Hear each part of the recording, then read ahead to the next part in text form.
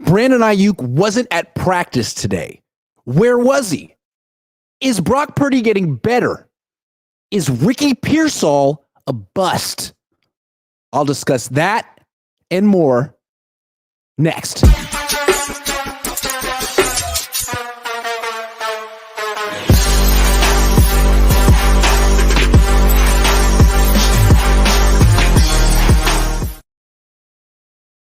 What's up? Welcome to the Grant Cohn Show, powered by BetUS, the number one online sports book, not just in U.S., but in the world.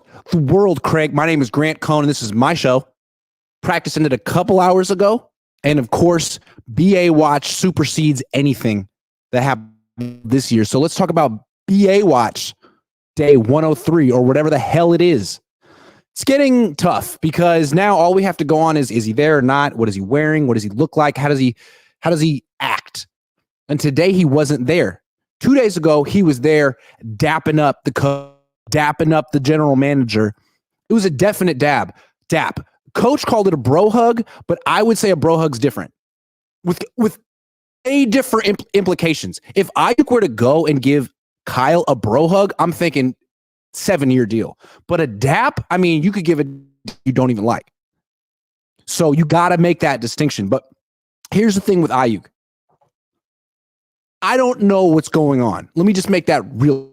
I don't have any inside information. I heard from a source who says he's close to the situation that says that they're just haggling over guaranteed money at this time, and this is a 4-year deal worth $28.5 million. I don't know if that's true. That's what I heard. But I also heard from a different source that Brandon Aiyuk is never going to play for the Niners again. So you tell me what's true and what's not. Here's what I'm thinking. I'm trying to put myself in Brandon's shoes. If there are, in fact, other teams that'd be willing to pay him what he wants, whatever, $30 million a year, and he knows that. They just aren't willing to give the Niners what they want in a trade. Then why would you sign an extension with the Niners? Why? Wait, be patient. Sign an extension next year. The Niners are lowballing you and you feel strongly about that. You know there are other teams that'll give you what you want. Just wait. Wait a year. Play for the 49ers this year or not. And I mean, you have to play some games for the Niners this year and then be a free agent next year or get franchise tagged, whatever. But that seems to be the move. I don't see how or why Brandon Aiyuk would sign an extension with the 49ers after all he said, after how he feels. If they're really lowballing him, why would you agree to that long term? Take 1 year below market value, not 4. And I don't know if he's allowed to do this. I don't exactly know how it works. They picked up the extension. Excuse me. They picked up the 5th-year option. Can he say, look, fine, you won't give me the extension I want. You won't give me $30 million a year. Fine. I want more than $14 million this year. That's not fair. It's ridiculous. I'm worth clearly double that. You guys have more than $30 million in cap space. I want to raise this year. And then I'll be a free agent next year. That's what I would do if I were him, because the Niners can say whatever they want. He's holding him hostage at that price point isn't fair. It's a lot of money, but it's half of what he's worth. And football, it's not like you can't compare football players to you and I because those careers don't last very long. So it's very important for the agent and the player to fight for what they're worth at the time when they're worth it. Otherwise, in a year or two, he might not be worth that. So from Aiyuk's perspective, I don't see why he would sign an extension with the Niners. Say, I want $24 million this year, not 14. If the Niners say no, he say, okay, I'll play for 14 this year, but I'm only going to play 10 games. Whatever the absolute minimum is that he has to play to get an accrued season so he can move on and be off this team next year, that's what I would do. 10 games? And you could even be like helpful with it. It's like, whatever, you pick the games. Like if you don't want me to play against the Patriots or the Vikings, I'll take those games off. But who's calling me? No one I know. I just think at this point, the best move for the Niners would be to trade him. Still. Like, couldn't you trade him to Cleveland for Amari Cooper? Couldn't you trade him to the Raiders for Devontae Adams? Couldn't you trade him to Washington for Terry McLaurin? That's the move I would make. Trade him now to a team that will extend him for a wide receiver who's as good or better. Maybe a little older? Maybe a little more mature? I don't know. I feel like I love Amari Cooper. He's a really, really good player. He's an excellent route runner. He's every bit as good of a deep threat as Brandon Aiyuk, if not better. I mean, he's not a tough player who's going to go over the middle and get a bunch of yards after the catch, but you have all those guys. In terms of just guys who can line up on the outside and beat one-on-one coverage, Amari Cooper's just as good, if not better than Aiyuk. He's faster than Aiyuk. That would be a good trade. Like, what is the point of holding on to Aiyuk if he's never going to show up and you're not going to get the best version of him this year? Because what's the point? Just to win? Just to not capitulate? Trade him for a wide receiver you can get in the building, on the field tomorrow. Someone who wants to be on the team, someone who's eager to be here. Is that hard? Is that not a possibility? Because I don't see what the Niners, how they're benefiting from the BA standoff. If you trade him, you get someone on the team who's eager to be here and actually on the field. Holding Brandon Aiyuk hostage, it's not getting him on the field. It's not helping the team. It's not going to bring out the best version of Brandon. So, I don't know. Just trade him now. What is the why? Has the Niners' position improved in the last week? It doesn't seem like they're helping themselves. So I don't know. What do you think changed between 2 days ago and today? Out there hugging people. Now he doesn't show up. He's probably in there with Parag, right? Hammering out the details. I don't know. It seems like if he were going to sign an extension, it would have been done by now. When Deebo Samuel signed an extension, it was done July 31st. It's August 2nd.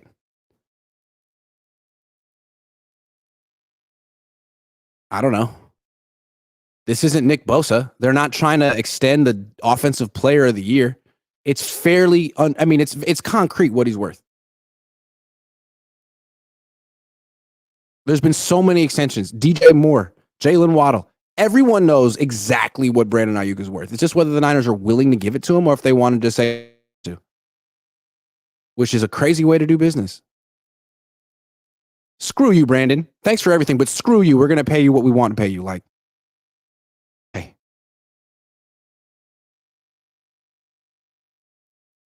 I don't know. I just don't see how they. I thought today was going to be the day. They're going to show up for practice after day off, and Aiyuk's just going to run on the field and it's going to look at the Niners, always work things out quietly. Everyone thinks that they don't know what they're doing, but they do. But now it's like, I don't know. The deadline is coming past. Aiyuk did the dappage, didn't work. I don't see how this gets resolved. Other than Aiyuk just absolutely caving, but it doesn't seem like he's doing that. Drewish guy says, what up, GC? Thanks for the coverage. You're welcome. Jad says, Padres have a bullpen and LA's boogeyman is over. Over, he says. Okay, that's enough of BA. Let's talk Brock Purdy. Brock Purdy's had an interesting week. It started off rough. Well, interesting. No. It started off really well. He was having a good practice, and a lot of people were saying, man, this guy is dominating practice. This is big. He's showing growth. He's even better than he was before because he's dominating practice.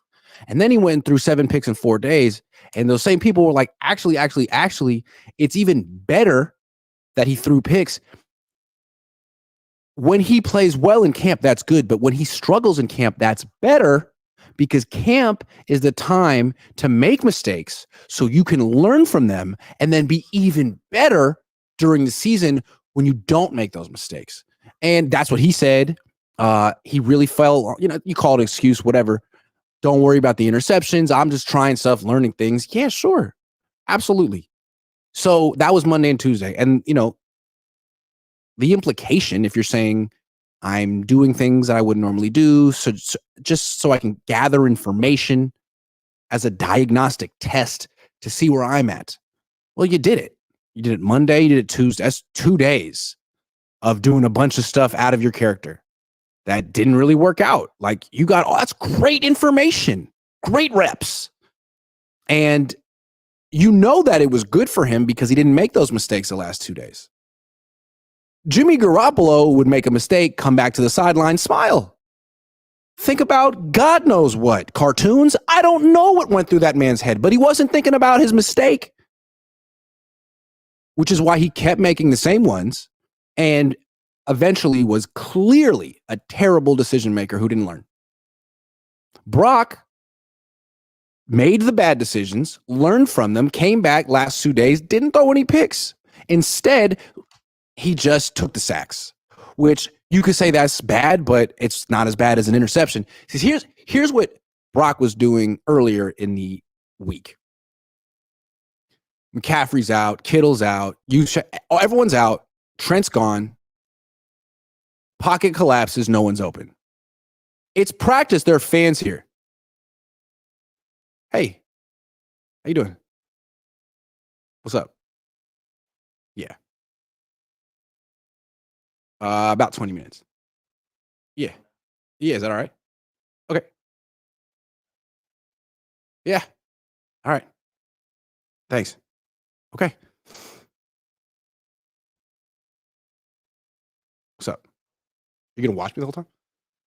Okay.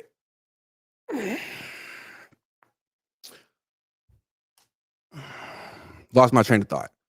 Talking about Brock Purdy. Today in the last practice, when the pocket broke down and someone wasn't open, he would take the sack, scramble. Last couple of days, it seemed like he was trying to make a big play. So pocket breaks down, someone isn't open. He extends the play, doesn't go past the line of scrimmage, looks downfield, waits for someone to get open, which is fine. Just that it's not really his game. He does it sometimes during games, but not really that often. So in these practice on Monday and Tuesday, that's when the interceptions were coming. You watch the film, you learn from it, you make an adjustment, and you say, okay, these are my limits. I'm not Patrick Mahomes. I'm not Jordan Love. I don't have a big arm. So let me stay within myself, make good decisions, and live to fight another day. That's a good quarterback. You have to learn from your mistakes. It's one thing to say, I'm just trying to try stuff. Good. But if you try the same bad stuff every day, you can't use that excuse. But if you do it 2 days, take a day off, watch the film, come back and play differently, then that really does put credence into the fact that that's how you should practice. He gets better from throwing interceptions because later on in the week, he doesn't. Now, what's interesting is Kyle was asked about that today. And he said, if Brock were making these mistakes in games, it would be an issue. You don't want to throw picks in camp. And the fact that he doesn't throw picks in games means he's okay. But to me, I would kind of disagree with Kyle on that one. It's like, if you look at his interception percentage last year, it was 2.5%. League average was 2.3%. So slightly above average. And everyone who's watched Brock know he had a bunch of dropped interceptions, as a lot of quarterbacks do. So I kind of feel like this might be an issue for Brock. We're only a year and a half into his career anyway. We don't know anything definitive. His numbers are excellent, but his percentage isn't. So I think it's fair for this to be a topic of conversation for Brock. Something he could work on, something he could improve. And in this week, he did. So that's good news. I don't know. I just feel like it's interesting to compare him to Jimmy Garoppolo because they had the same number, 21 starts, the same record. They both lost in the Super Bowl. What's different about him? Well, one guy can extend plays, one guy can't. One guy wants to extend plays, one guy couldn't. One guy can get himself into trouble extending plays because that's high-level football. And he's a guy who wants to show he's worth $60 million a year in front of fans. So make a play, have him ooh and ah. Okay, you tried it, didn't work out. So take it back, and then you can impress him tomorrow. There weren't any wow plays the last 2 days, but it's practice. And now he's practicing on managing the game. So that's good for him. All right, let's take a minute to acknowledge our sponsor. Michael Vick here at BetUS.com.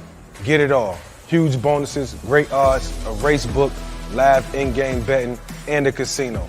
BetUS, my online sports book and casino. All right, let's check out what BetUS has today. Let's check out what they're projecting for Brock Purdy this year. Over or under 28.5 passing touchdowns for Brock. 28.5. It's a lot. If you play 17 games, he's got 28.5. I just feel like most quarterbacks don't play 17 games. Most quarterbacks get hurt. And if you're picking the over on a quarterback's numbers, you're really picking them to stay healthy. And I don't know what's going on with Trent Williams this year. So it's hard to say that the 49ers starting quarterback, whoever he is going to stay healthy for 17 games. So I'm picking the under on this one. Let's see. We got Debo. Okay. Receiving touchdowns for Debo. 5.5. Normally he doesn't catch a lot of receiving touchdowns, but he's here every day. He's in great shape. 5.5. He'll get 5.5 rushing touchdowns. I'm going to say over. You don't know what you're going to get from Brandon Aiyuk this year, and it seems like the offense is going through Debo right now. Let's see Aiyuk.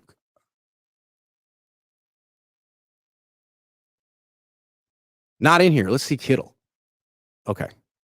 5.5 receiving touchdowns for Kittle. I would say over. But with Kyle Shanahan calling the plays, he's never really targeted Kittle in the red zone. I'm going over. Kittle's having a good camp. Let's see McCaffrey.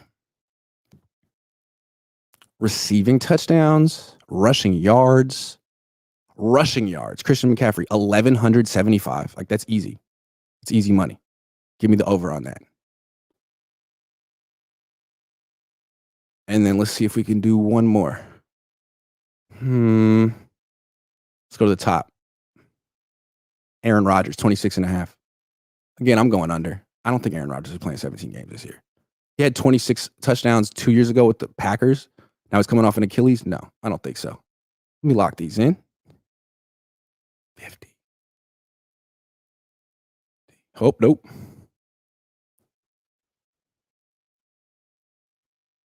Yep, locking them in.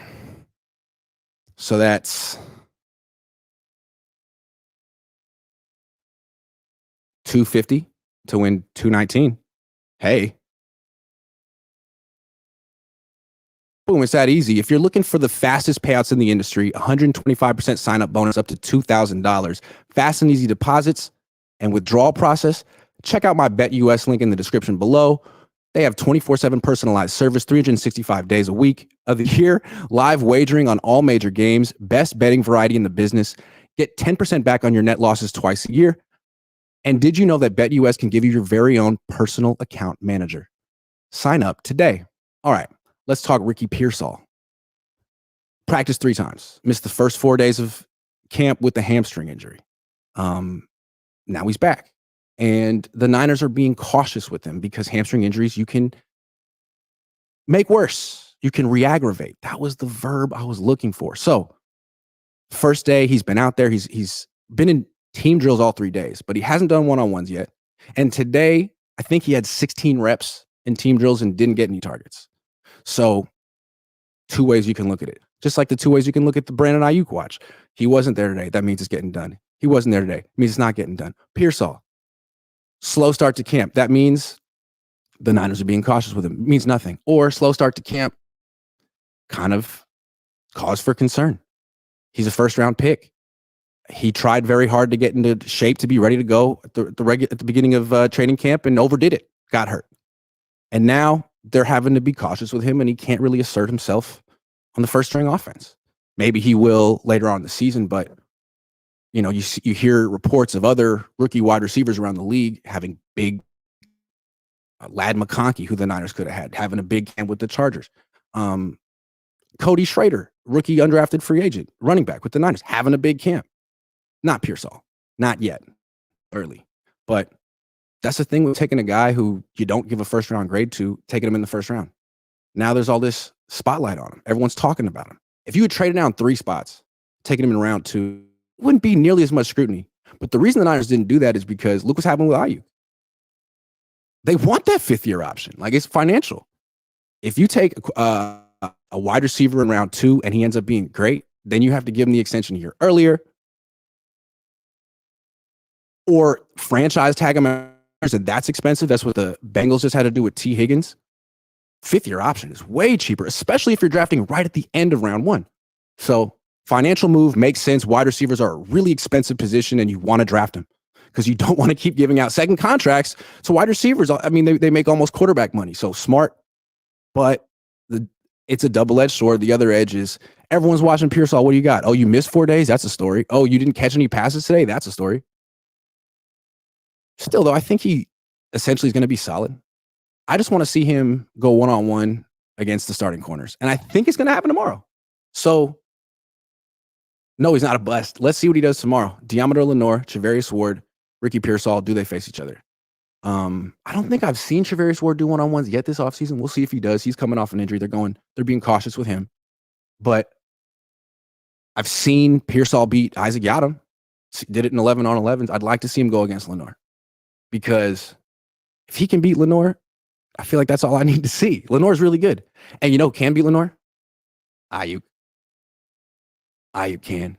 So if Aiyuk is eventually going to get replaced by Pearsall, I want to know that Pearsall can kind of do some of the same stuff against similar caliber of corner. I asked Pearsall today, is Charvarius Ward the best corner you've ever faced? And he was like, yeah, absolutely. Now, I've played against some good ones in the SEC and the Pac-12, but yeah.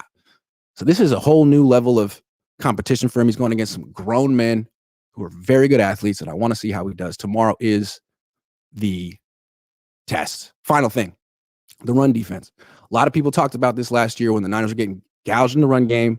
What's up with the wide nine? Why are they still using it? Everyone knows the wide nine sort of isn't strong against the run, and teams will still use it because it's a passing league. It's supposed to supercharge your pass rush, and it's supposed to at least do a good job of setting the edge. It's got those wide defensive ends, but it's got so much space between the defensive linemen.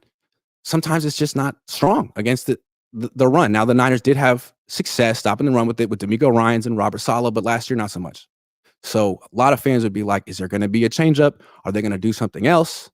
Like, yeah, obviously. Now, they've practiced five-man fronts in the past. We've seen it a lot when they've gone up against teams that have mobile quarterbacks who do the zone read. We see it against Baltimore. But they would have to do it with like a 4-3 outside linebacker setting the edge on the end. Now they have other options. They could do it with Yatir Gross-Matos. They could do it with Leonard Floyd, or they could do it with Demetrius Flanagan-Fells like they've been doing it in the past. But it seems like now Brandon Staley's new. He has new ideas. He came from a five-man front background anyway. They're going to be integrating all new stuff. And I don't want to give it away. I don't even know what it is, but it seems clear that they're going to be much more exotic and multiple on defense this year than they were last year, which is only good.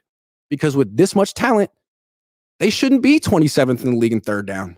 They shouldn't be 14th in the league in yards per attempt allowed.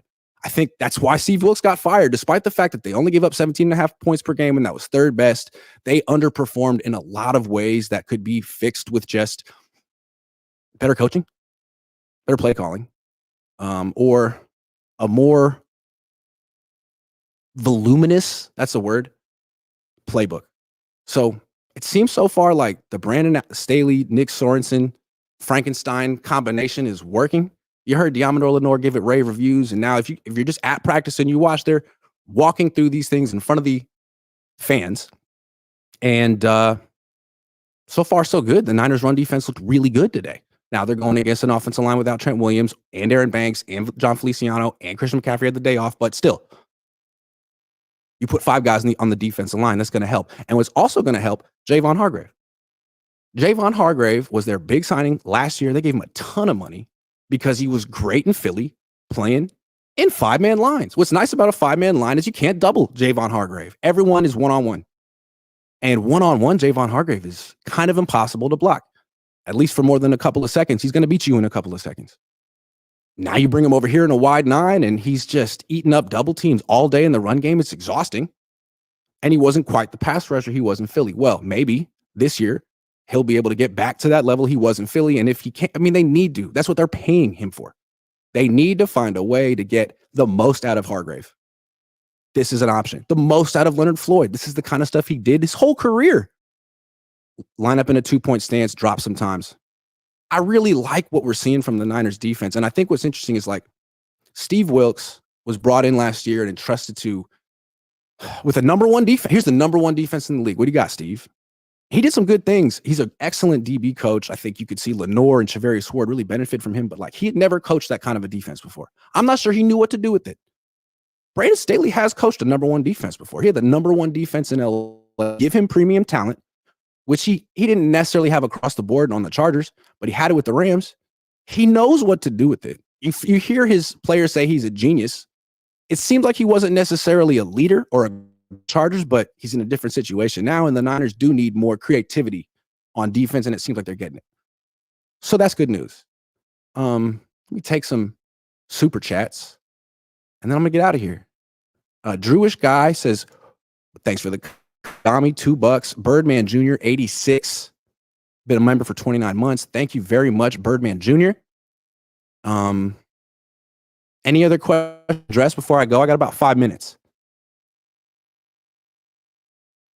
Has Pretty Ricky tweeted at all today? Because he's the newsbreaker of our time. It's just, he doesn't really break news. He just like puts out memes and you have to guess what he means. But I like guessing. Let's see what else we got. Are we going to have more zero blitz since we have a great pass defense? Revis Island, Moody Island, Demo Island. I don't think so. Zero blitzes, that's no one deep. I don't think we're going to see much of that, although who knows? They could. It just doesn't seem they have to take risks like that. What they need to do is just be less predictable. You don't need to rush 7. You have Nick Bosa and Javon Hart. Like, you don't need to do that. All you need to do is sort of like switch up where the 4 are coming from. Instead of just having to be the same 4 in the same rushing lanes every play, like maybe run a stunner a game, maybe like drop a D lineman and bring a linebacker off the other side. Like that's the kind of wrinkles they need to add. They will add. That's what good defenses do. You don't need to rush 7. In fact, you shouldn't rush 7 unless you absolutely have to. That's what I would say to that. Was this the first day Aiyuk wasn't at practice? I don't think it was the first day, but this is the first day that I got really serious about watching him, and I didn't see him because 2 days ago he made a whole grand entrance. Okay, last thought, and then I'm leaving. We were all trying to interpret what Brandon meant by what it meant by him dapping up the coach and the general manager in front of everyone. Does that mean the deal's almost done, or is he getting traded? Or it could have meant nothing. It could have meant Brandon said on the pivot he likes the attention. It's never had it before. He had to take a back seat. This is great. Maybe he just felt like, hey man, no one's talked about me in 3 days. Why don't I go walk out on the practice field and everyone will see me? And they'll wonder what it means. I know I did. So maybe Brandon's just playing checkers while the rest of us are playing chess, or the other way around. You tell me. I don't know. Anyway, that's the show. Thanks for watching. See you guys tomorrow, same time, same place.